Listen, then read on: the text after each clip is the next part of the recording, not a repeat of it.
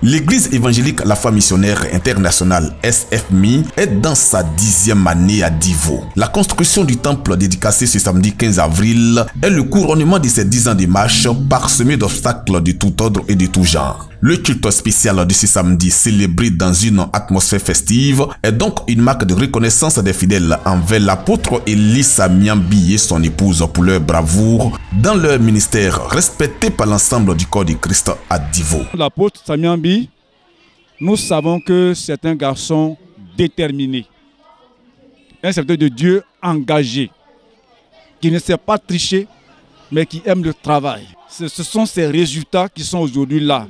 C'est pourquoi, à l'unisson, on est sortis nombreux pour l'applaudir.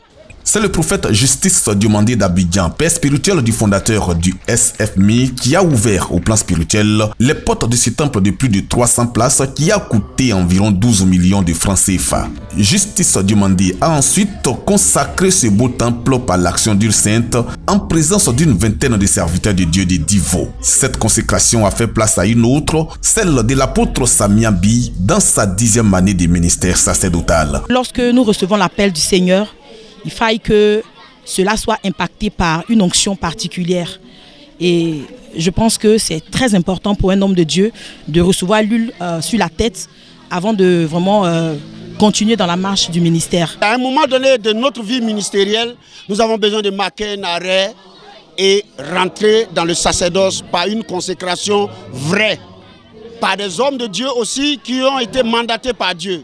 Et c'est ce que nous avons fait. À partir d'aujourd'hui, nous considérons et nous cautionnons le ministère de l'apôtre Samiambi comme apôtre des nations.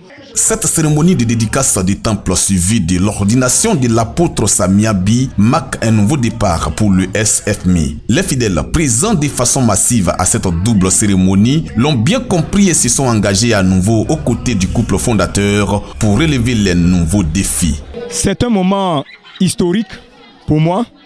Un moment de grande valeur, le fait de déplacer une icône de l'évangile en Côte d'Ivoire, qui est mon père, Papa Diomandé Justice, c'est vraiment quelque chose de grand, je n'avais jamais imaginé.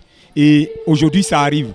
Je bénis le Seigneur pour ça et je crois fermement que quelque chose de nouveau va commencer dans mon ministère. Par une adoration sincère et authentique, les fidèles et les invités ont témoigné leur reconnaissance à Dieu pour avoir favorisé le programme de ce samedi pour la seule gloire de son nom.